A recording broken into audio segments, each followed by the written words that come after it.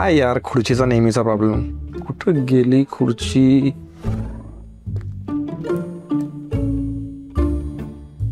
एकही दिवस जागेवर नसते खुर्ची. खुर्च्यांचा काय प्रॉब्लेम आहे मला माहित नाही.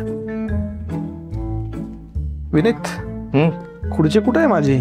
अहो काय खुर्चीवर बसून काम असतं करायचंय, घ्या ना कुठली पण. एक दिवस पण जागेवर नसते खुर्ची. काय तुम्ही एकनाथ शिंदे सारखं करता? जे मिळाली तिथे बसा आणि काम करा.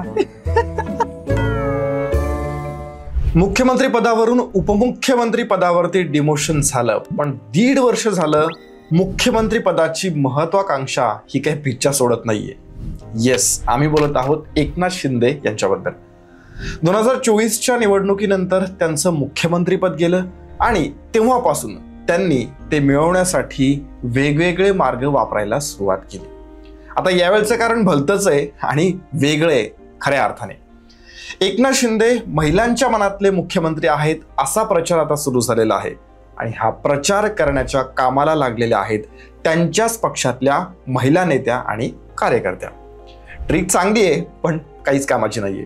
उलट त्यामुळे त्यांचीच प्रतिमा महायुतीमध्ये नकारात्मक होण्याची शक्यता आहे. कसं तेच आम्ही सांगणार आहोत. पण असा प्रचार नेमका कुणी सुरू केला? या प्रचारामुळे एकनाथ शिंदेंचं कसं नुकसान होऊ शकतं?